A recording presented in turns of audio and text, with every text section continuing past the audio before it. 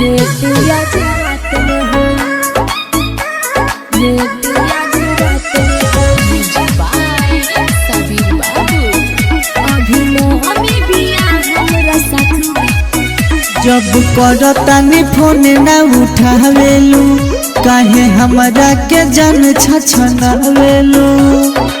एहो कहो सुन तारू बोला। जब करतानी फोन ना उठावेलू, काहे हमरा के जान छछनावेलू। कब मीठी मीठी बात मुलाकात में होई।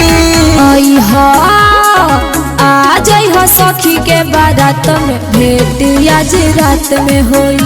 अभी मम्मी बिया हमरा साथ में, भेट आज रात में होई।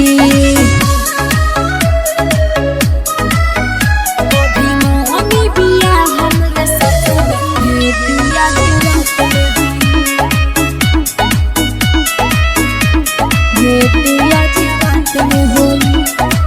देखल तोहके हो गइल ढेर दिन हो, सुतिले रतियों में आवे ना नींद हो। कर सबर तू जनिया गुतावा, कुछ देरी खातिर हो मन के मनावा। जाने कब हमर हाथ तेरा हाथ में होई। आई हा आ जाई हा सखी के बारात में, भेट आज रात में होई।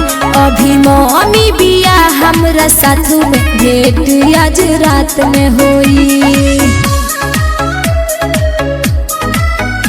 अभी मम्मी बिया हमरा साथ में, भेट आज रात में होई, भेट आज रात में होई।